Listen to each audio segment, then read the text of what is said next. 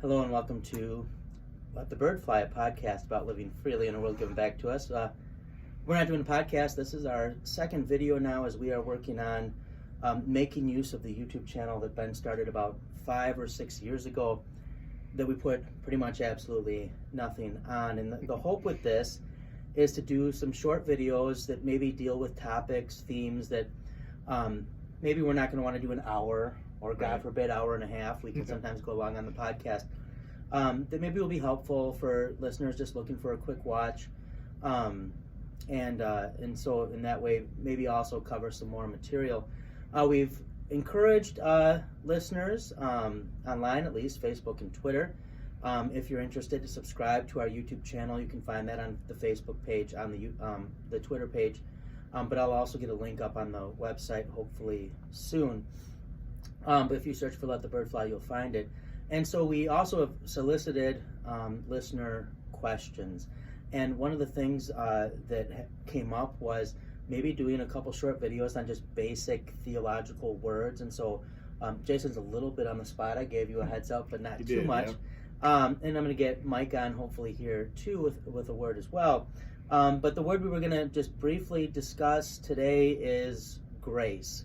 And we're not looking to give you a big long theological dictionary of the New Testament definition, but grace just as a concept that comes up in the scriptures, and grace as it's used in the church. So people are going to hear means of grace. Grace comes up, saved by grace through faith.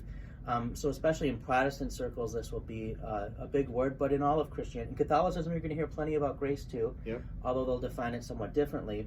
And so I'll throw it to you, Jason. You hear the word grace, or a student asks, what's grace? What comes to mind? I think the simplest definition for grace is the love that God has for us that we just don't deserve. It's something that is completely given freely as a gift. And I think that at its simplest level, I think that is really a good way to talk about grace. Yeah, and I sometimes joke in class that there's good catechism definitions we learned, and then there's ones we learned, they're not bad, but they're a little corny or they maybe missed some stuff.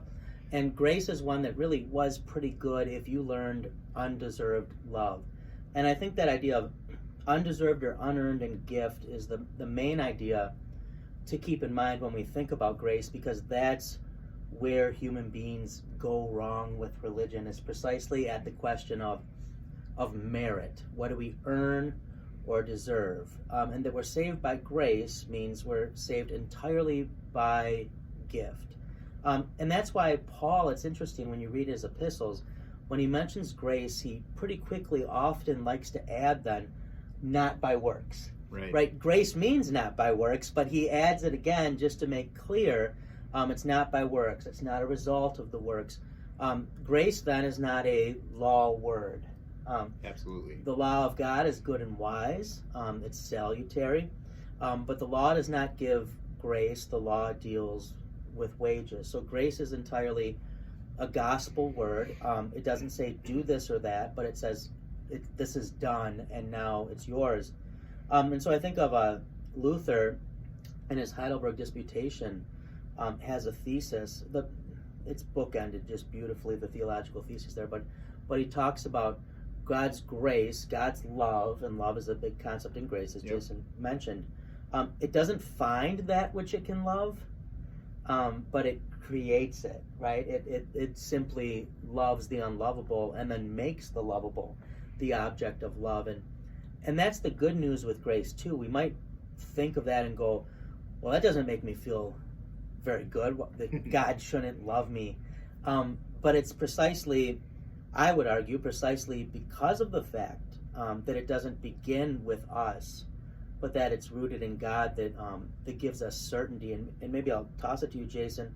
You agree with that? And if so, why? Why is true certainty found in absolute grace of God? Right. I think, like you said, on the simplest level, you can talk about grace as being God's undeserved love. But I think when you dig a little deeper into that, it kind of gets at what you're saying, what Luther was saying, that idea that this is how God chooses to look at us, feel toward us, deal with us.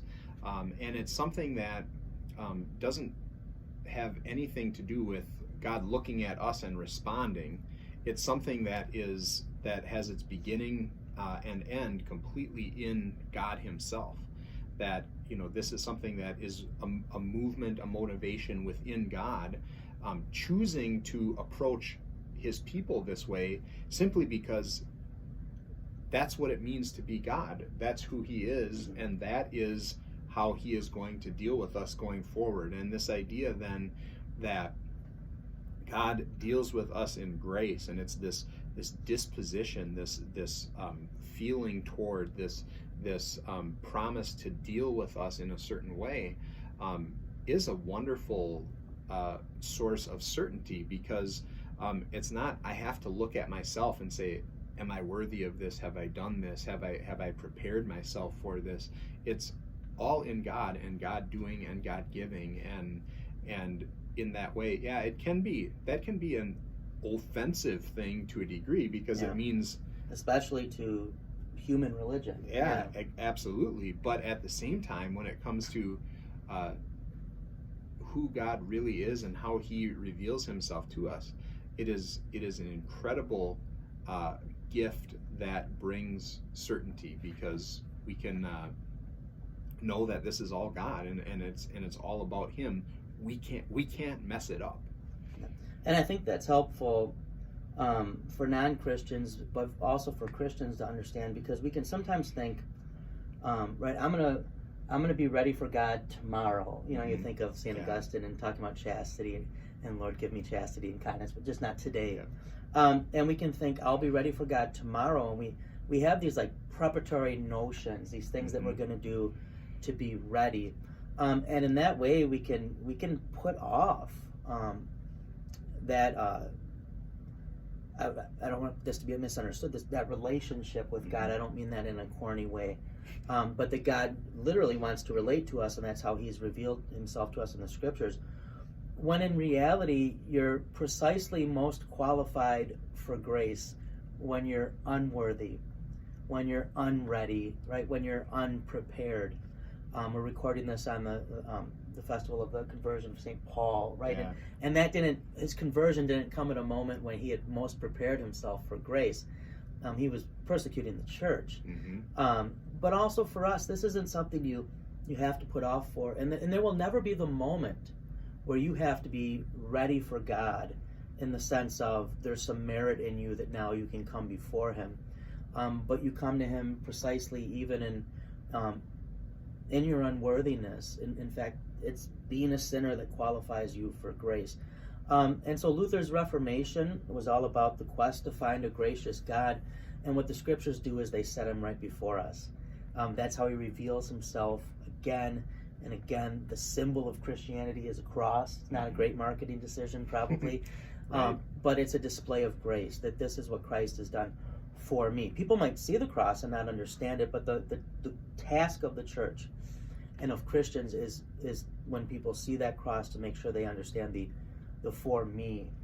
He did that precisely because I needed grace, precisely because I could not do it myself. And so hopefully that's helpful. Anything you have to add, Jason, on grace? No, I think that those are kind of the few thoughts that I wanted to share with that, and it's certainly one of those concepts that you hear a lot about, but it's important to have the correct understanding of that, because that so much builds upon this idea of understanding God, who He is in His grace. Yeah, I think maybe a separate video at some point on favor. That would be a good one, because grace and favor can be related, and there's some fun ways that talking about the favor of God unpacks grace. But I think we can probably leave it there, and maybe this video was imperfect.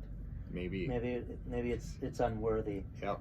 But we nonetheless have made it as recipients and objects of grace. And so we wanted to start with that word, because when we talk about letting the bird fly, when we talk about living freely in a world given back to us, we're talking specifically about grace, that God gives all that we have and are as gift, but most importantly, He gives Christ and salvation as gift as well. So in His grace, we hope that today you can go forward, enjoy yourself, and let the bird fly.